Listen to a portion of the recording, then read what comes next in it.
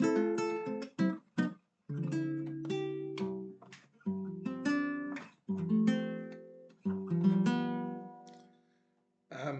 I've been thinking a little bit about just the role of musicianship in the context of um, just being a global citizen. One of the things which is really interesting for me is that I have this memory of coming out of jazz school and having all of this vocabulary that I'd learnt, and coming and being sitting in on a rock and roll gig. And it was really funny because I was the part of my brain that was wanting to apply everything that I'd learned was sort of really active. And what I was discovering in real time was that none of it was sounding particularly convincing, appropriate, or particularly locked into the groove that the band was playing at the time. So that was a real learning experience for me, and I came away feeling like, well, something's this kind of way of uh, coming in with a particular bias or a particular framework of uh, being in the music is okay if you're going into a music that makes sense, but to you already. But what I've discovered is that it's not just intercultural, but really being in different bands. Each band has its own feel, the collection of the group of people who are all playing together.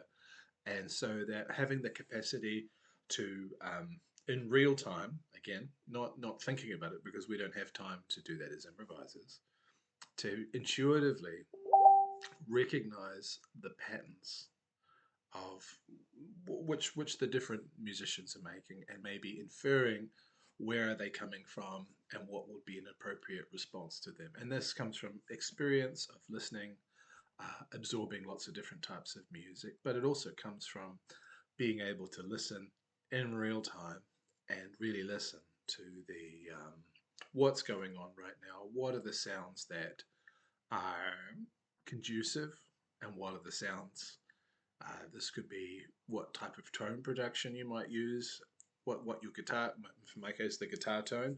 Is it a bright sound that's needed, or is it a dark sound that's needed? Um, is it a high pitch that's needed? Is it a low pitch needed? Because often, when you go into a space, often it's if someone is playing something and you fill up the same gap of um, of the music, you kind of taking over. They're colonizing, if you like, but you're coming in and you're ignoring what they're bringing to the music. And so, learning how to be a musician who's able to come in and contribute and fill in spaces that are not being filled in already um, is a really interesting skill to have for me, which is what I'm always looking for. And it's not necessarily dissimilar from thinking about an ecosystem where there's lots of different types of creatures and biological systems that are all at play at any given time, and the fittest, if you like, are the ones that are able to recognize their little niche, and then they're able to fit within that niche. And the more niches that you can fill, the more adaptable that you are as a musician. So that's one thing which I would uh, suggest. And the best way to practice this is by putting yourself in positions where you're playing with people who think differently from you, who have different cultural frameworks for music, um, and learn a little bit about what they do. You don't have to necessarily become an expert, but as soon as you have a general idea about what the framework, what's important for this type of music, is it rhythm? Is rhythm the most important thing? Is it is it melody? Is it a particular type of rhythm? Is it a particular sound? Um, Playing major thirds on a minor chord, it can sound pretty spicy, and there are some cases where that's actually a thing that you might want to do if you're wanting to acknowledge a particular type of music, or vice versa. And in some places, that would be, I guess, the sacred, don't do that, right? So uh, learning by experience what's appropriate, what's not appropriate, and I think one of the challenges that a lot of musicians who are learning music, particularly if they're learning a theory-based approach, as that's the fundamental, as opposed to a practice-based approach, which is based on lived experience, is that you end up with a kind of a gap between what music actually is and what's theoretically correct. And one of the things that I have noticed is that uh, as soon as you start learning real music, in the real world, you'll start to notice, oh, this is this thing that's happening in this music that's really distinctive and really interesting. I don't know how to necessarily quantify that in a musical in a basic musical theoretical kind of context, which is because it's a Western kind of perspective on something. And so I think I remember going to when I was at university, learning classical music theory, learning about Roman numerals and chord symbols, and they said that you can never go from the 5 chord to the 4 chord. That doesn't happen. And what was difficult for me is that I had this little uh, moment where I was like, well, but you do that all the time, and when you're playing a blues, it's in the final 4 bars, and so that's interesting. Um, and also, it may be so there may be more of a jazz kind of thing. There's this idea of 2-5-1 or 2-5.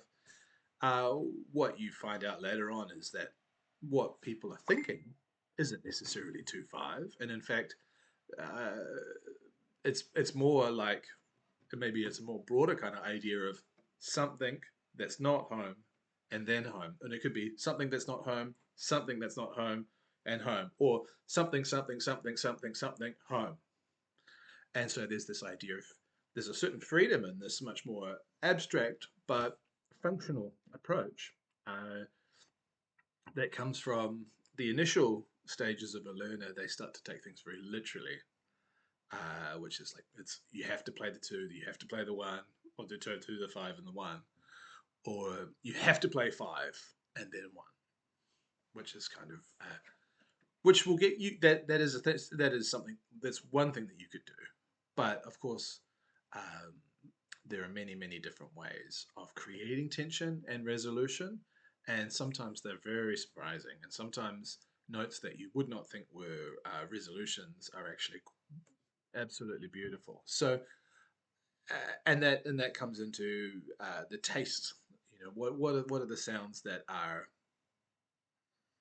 uh, really meaningful in the musical world that you're participating at that moment? And so, sometimes it's a major third, sometimes it's the root, sometimes it's something completely different. And so that's something that I would point out to you is that the more flavors you're used to working with, the more spices that you're used to cooking with, um, the more opportunities that you have to create a musical world which is bigger and more interesting.